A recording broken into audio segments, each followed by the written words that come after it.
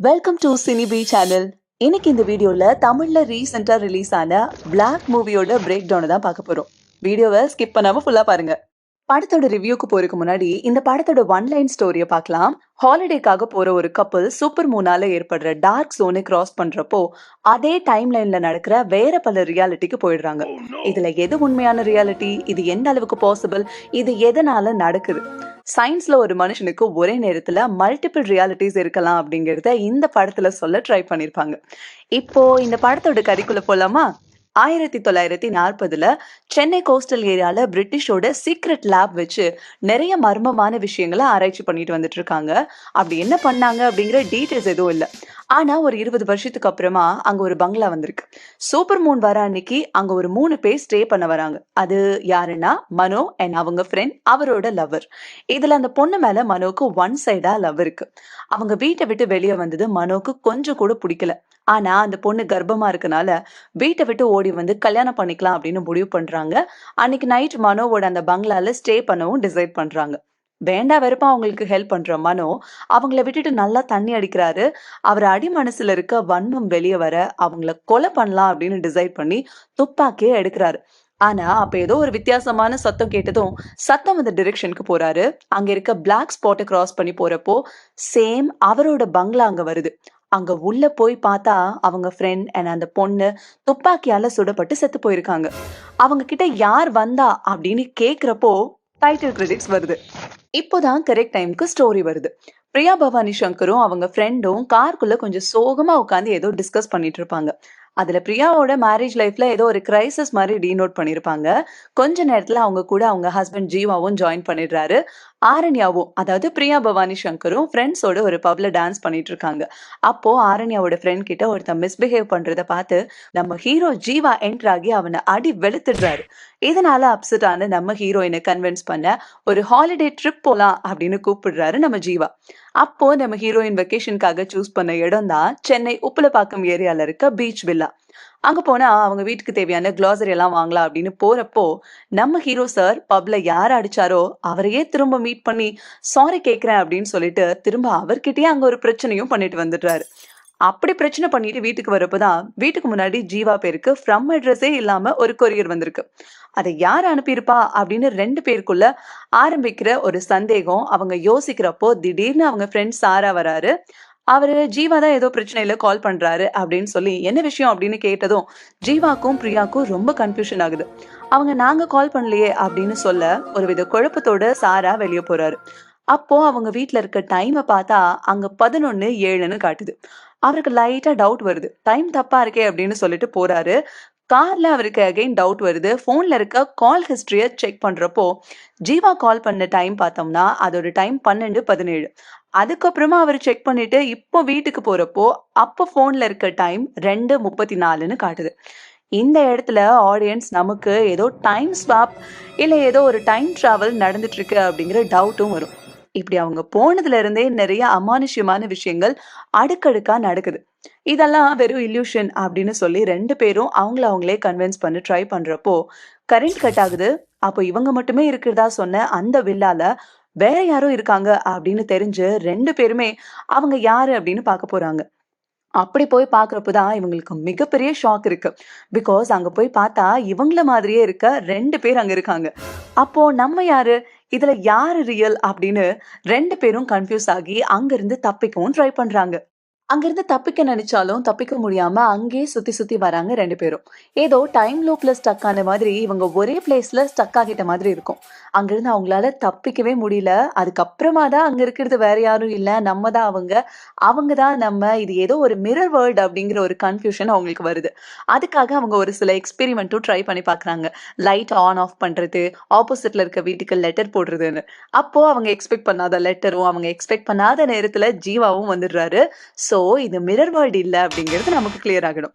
சரி, time travel இல்ல, time loop இல்ல, மிரர் வேர்ல்டும் இல்லைன்னா என்னதான் நடக்குது அப்படின்ற ஒரு குழப்பமா இருக்கிறப்பதான் நமக்கு ஒரு விஷயம் புரிய ஆரம்பிக்கும். அதாவது 1964ல சூப்பர் மூன் அப்படின்னு ஒரு விஷயம் நடக்கிறதுனால அந்த பங்களா பக்கத்து இடத்துல ஒரு டார்க் ஜோன் கிரியேட் ஆகுது. அங்க போன மனோவும் சரி, கரண்ட் கட் ஆனப்போ என்னாச்சுன்னு பார்க்க போன ஜீவாவும் சரி, யதார்த்தமா அந்த டார்க் ஜோனை கிராஸ் பண்ணிட்டு வந்ததுக்கு அப்புறமா அவங்க வேற ரியாலிட்டிக்கு வந்திருக்காங்க அப்படிங்கிறது அவங்களுக்கு லேட்டா தான் புரியுது. நீங்க அகைன் இந்த மூவி பார்க்குறப்போ, ஆப்போசிட்ல லைட் எரியுதுன்னு பிரியா சொல்றப்போ, ஜீவா தனியா அந்த பிளாக் ஸ்பாட்ட கிராஸ் பண்ணி போவாரு. அவர் அங்க போய் பார்த்துட்டு திரும்ப வந்ததே, அவர் டைம் லைன்ல இல்ல, பிளாக் ஸ்பாட்ட கிராஸ் பண்ணா, அது ரேண்டமா வேற வேற ரியாலிட்டிக்கு வேற வேற டைம்க்கு அவங்கள இழுத்துட்டு போய் விட்டுரும். இது தெரியாது ஜீவா, வேற ஒரு டைம் லைன்குள்ள வந்து, வீட்டுக்குள்ள கேஷுவலா யோசிச்சுக்கிட்டு வந்து உட்கார்றப்போ, அகைன் பிரியா ஆப்போசிட் வீட்ல லைட் எரியுது பாரு அப்படின்னு ஃப்ரெஷ்ஷா சொல்லுவாங்க. ஏன்னா, இது ஜீவாவோட டைம் லைன்ல இருந்ததால, பிரியா அங்க இல்ல. அவர் அந்த சீன்ல அவங்கள தொலைச்சிடுறாரு. சோ, என்ன நடக்குதுன்னு தெரியாம கரண்ட் கட் ஆனது என்னன்னு பார்க்க போன ஜீவா, வேற ஒரு ரியாலிட்டிக்குள்ள வந்து, அங்க இருக்க பிரியா பவானி சங்கர் கூட அவருக்கே தெரியாம, அவங்கள தாண்டி வேற யாரோ இருக்காங்கன்னு நெனச்சு ஒவ்வொரு தடவையும் அந்த டார்க் ஜோன கிராஸ் பண்ணி, வேற வேற ரியாலிட்டிக்கு போயிட்டு இருக்காங்க. ஒரு ரியாலிட்டில 2 பேரும் சண்டை போடுறாங்க. இன்னொரு ரியாலிட்டில 2 பேரும் ரொமான்ஸ் பண்றாங்க. அதே மாரி வேற ஒரு ரியாலிட்டில பிரியா பவானி சங்கர் கன்சீவா இருக்கிறது அவருக்கு தெரிய வருது. அதே போல ஜீவா, பிரியா பவானி சங்கரோட ஃப்ரெண்ட் கூட அஃபேர்ல இருக்கிற உண்மை அவங்க 2 பேருக்கும் மாறி மாறி தெரிய வருது. இதெல்லாம் ஏன் நடக்குது? எதுக்காக நடக்குது? அப்படின்னு தெரிஞ்சுக்கிறதுக்காகவே ஜீவா மனோவ தேடி வராரு. அப்படிதான் நம்ம மனோ, "நீ எதுக்காக என்ன பார்க்க வந்திருக்க?" அப்படின்னு ஜீவா கிட்ட கேட்கிறப்போ, ஜீவா நடந்த விஷயங்கள் எல்லாத்தையும் சொல்றாரு. அப்ப நம்ம மனோ ஜீவாக்கு ஒரு கிளியரான எக்ஸ்பிளனேஷன் குடுக்குறாரு. அதாவது சூப்பர் மூன். இது பல வருஷங்களுக்கு ஒரு தடவ நடக்கக்கூடிய ஒரு இன்சிடென்ட் அப்படின்னும், அப்படி இது நடக்கிறப்போ ஒரு டார்க்னஸ் ஆகும். அப்படி கிரியேட் ஆகுற அந்த டார்க்னஸ் எப்பல்லாம் நம்ம கிராஸ் பண்றோமோ, அப்பல்லாம் நம்ம எந்த ரியாலிட்டில இருக்கோமோ, அந்த ரியாலிட்டில இருந்து வேற ஒரு ரியாலிட்டிக்கு போயிடுவோம். சோ, ஒரு ரியாலிட்டில இருந்து அதே நேரத்துல நடக்கிற வேற வேற ரியாலிட்டிக்கு கனெக்ட் பண்ற அந்த போர்ட்டல தான் நம்ம பிளாக் ஹோல்னு சொல்றோம். இன்னும் தெளிவா சொல்லணும்னா, ஒரு பெட்டிக்குள்ள ஒரு பூனையும், ஒரு விஷத்தையும் வைக்கிறப்போ, என்ன நடக்கும் அப்படின்னா, ஒண்ணு அந்த பூனை அந்த விஷத்த சாப்பிட்டு இறந்து போயிருக்கும். அப்படி இல்லன்னா, அது அத சாப்பிடாம உயிரோட இருக்கும். பெட்டிய திறந்து பார்க்காத வரைக்கும், அந்த பூனைக்கு என்ன நடந்திருக்கு அப்படின்னு நமக்கு தெரியாது. அதே மாதிரி தான், நீங்க ஒரு ஒரு டைமும் அந்த டார்க்னஸ கிராஸ் பண்றப்போ, இருக்கிற ரியாலிட்டில இருந்து வேற ரியாலிட்டிக்கு போறீங்க. அப்படி நீ போன ஒரு ரியாலிட்டில தான் உன் வைஃப தொலைச்சிருக்க. இதுல இன்னொரு இன்ட்ரஸ்டிங்கான விஷயம் என்னன்னா, நீ ஒரு ரியாலிட்டில இருந்து இன்னொரு ரியாலிட்டிக்கு போறப்போ, அந்த சூப்பர் மூன் போயிடுச்சு அப்படின்னா, நீ எந்த ரியாலிட்டில இருக்கியோ, அந்த ரியாலிட்டி தான் உன்னோட ரியல் லைஃபா இருக்கும். அத தாண்டி அதே நேரத்துல நடக்கிற மத்த ரியாலிட்டி எதுவுமே உன் ஞாபகத்துல இருக்காது அப்படின்னு சொல்லி அனுப்பிச்சிடுறாரு. இன்னும் 45 நிமிஷம் தான் இருக்கு. அதுக்குள்ள நீ ஏதோ ஒரு ரியாலிட்டில இருக்க உன் வைஃப கண்டுபிடிச்சே ஆகணும். அப்படி நீ ஒரு ரியாலிட்டிக்கு போறப்போ, அங்க ஆல்ரெடி உன்ன மாரியே இருக்க வசந்தும் அங்க தான் இருப்பான். பட் அங்க இருக்க வசந்த்க்கு என்ன நடக்குது அப்படின்னே தெரியாது. சோ, நீ போற ரியாலிட்டில ஆல்ரெடி ஒரு வசந்த் இருந்தான் அப்படின்னா, உங்க லைஃப் காப்பாத்திக்க நீ அவன கொல்றத தவிர வேற ஆப்ஷனே இல்ல அப்படிங்கிறத சொல்லாம சொல்லியிருப்பாரு மனு. அதுக்கப்புறமா ஒவ்வொரு ரியாலிட்டியா தேடி வரப்போ தான், திடீர்னு ஒரு ரியாலிட்டிக்கு வரப்போ சூப்பர் மூன் பாஸ் ஆகிடுது. அங்க மறுபடியும் அவர தேடி போலீஸ் வருது. ஆனா இந்த டைம் அவர அரெஸ்ட் பண்ண வரல. ஜீவாவ காணோம்னு பிரியா இந்த டைம் லைன்ல அவங்க போலீஸ் கிட்ட போயிருக்காங்க. ஜீவாவ பார்த்த உடனே அவங்க சந்தோஷத்துல கட்டி பிடிச்சுக்கிறாங்க. இந்த பிரச்சனையான இடத்த விட்டு போனா போதும்டா சாமி அப்படின்னு ஜீவாவோட கிளம்பி போறாங்க. அப்போதான் அவருக்கு தெரியுது இந்த டைம் லைன்ல ஜெனரேட்டர் ஆன் பண்ண தனியா போன ஜீவா திரும்பி வரவே இல்லன்னு. சோ, ஜீவாக்கு இருந்த அஃபேர் பத்தி பிரியாக்கு தெரியவே இல்ல. சோ, அவங்களுக்குள்ள இந்த டைம் லைன்ல சண்டையே வரல. இப்போ நம்ம மெயின் ஜீவாக்கு இருக்க ஒரே பிரச்சனை இந்த டைம் லைன் ஜீவா தான்.